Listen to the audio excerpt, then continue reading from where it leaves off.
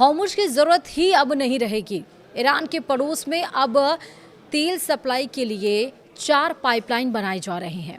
हम आपको इस वीडियो में सब कुछ बताएंगे कि अगर ये हो जाएगा तो फिर आप सोचिए कि कितनी राहत मिलेगी।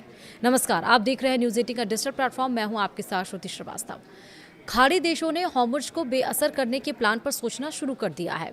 इसके तहत खाड़ी में 4 गैस तेल पाइपलाइन बनाने का प्रस्ताव है। अगर ये पाइपलाइन तैयार हो जाता है तो खाड़ी देशों को तेल सप्लाई के लिए हॉर्मुज़ की जरूरत नहीं होगी। यह ईरान के लिए एक बड़ा झटका है।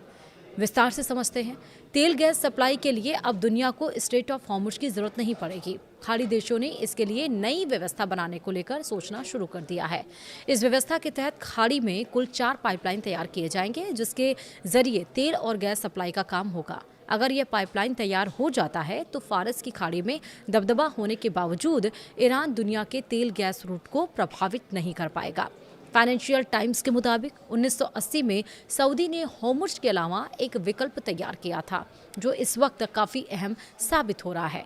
इस पाइपलाइन के जरिए प्रेजेंट टाइम यानी कि वर्तमान में प्रतिदिन 70 लाख बैरल कच्चा तेल सप्लाई की जा रही है। यही वजह है कि खाड़ी देशों ने पाइपलाइन प्रोजेक्ट पर सोचना शुरू कर दिया है। खाड़ी में अभी सिर्फ एक पाइपलाइन है जो सऊदी में स्थित है। सऊदी फारस की खाड़ी के किनारे तेल उत्पादन कर उसे लाल सागर के किनारे स्थित बंदरगाह तक ले जाने के लिए यह पाइपलाइन तैयार कर रखा है। इसे 1980 के दशक में बनाया गया था, जो कई मौकों पर कारगर साबित हुआ है। और इसी तर्ज पर 4 और पाइपलाइन बनाने का प्रस्ताव है। वहीं 4 कौन से? ईरान तुर्की पाइपलाइन। इस प्रस्ताव के तहत इराक के किरुक से लेकर तुर्की के सियान तक एक पाइपलाइन बनाने का प्रस्ताव है। इसकी लंबाई 970 किलोमीटर है और इस पाइपलाइन के तैयार होने से तेल को आसानी से भूमध्य सागर के जरिए सप्लाई की जा सकती है। दूसरा है हतीदा अकाबा लाइन पाइपलाइन, यानी इराक के हतीदा से जॉर्डन के ओकाबा तक एक पाइपलाइन प्रस्तावित है और इसकी लंबाई 1154 किलोमीटर हो सकती है। और इस पाइपलाइन के निर्माण होने के बाद लाल सागर के जरिए तेलों की सप्लाई आसानी से की जा सकती है।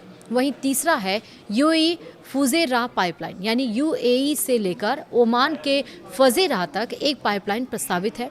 फुजेराह ओमान में स्थित है। ओमान से आसानी से तेल को किसी भी रूट पर भेजा जा सकता है और इस पाइपलाइन की लंबाई 354 किलोमीटर है। चौथा है सऊदी ईस्ट वेस्ट पाइपलाइन, यानी कि सऊदी के पास पहले से एक पाइपलाइन है, लेकिन अब फिर से एक पाइपलाइन तैयार करने की बात हो रही है। इसकी लंबाई भी 1200 किलोमीटर तक हो सकती है और इस पाइपलाइन के जरिए सीधे लाल सागर से तेल की सप्लाई की जा सकती है। वहीं IMEC को भी एक्टिव करने पर विचार किया गया है। India middle east economy corridor को भी पुनर्जीवित करने पर विचार किया जा रहा है। यह इजराइल के बंदरगाह से जॉर्डन, सऊदी, यूएई के रास्ते इंडिया तक आता है। इंडिया के जरिए गैस और तेल को आसानी से दक्षिण एशिया में सप्लाई की जा सकती है। यानी यह कॉरिडोर फिर से पुनर्जीवित होता है तो दक्षिण एशिया में तेल सप्लाई करने में परेशानी नहीं होगी। हॉर्मुज़ की कोई ज़रूरत इसमें नहीं रहेगी।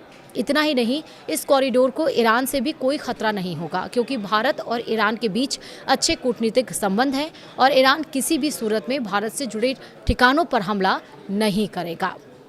तो यानी आने वाले दिनों में अगर युद्ध चलता भी है तो आप सोचिए कि सरकार दूसरे ऑल्टरनेटिव्स, दूसरे रास्ते भी तैयार करने के बारे में सोच रही है। वीडियो में इतना ही। नमस्कार।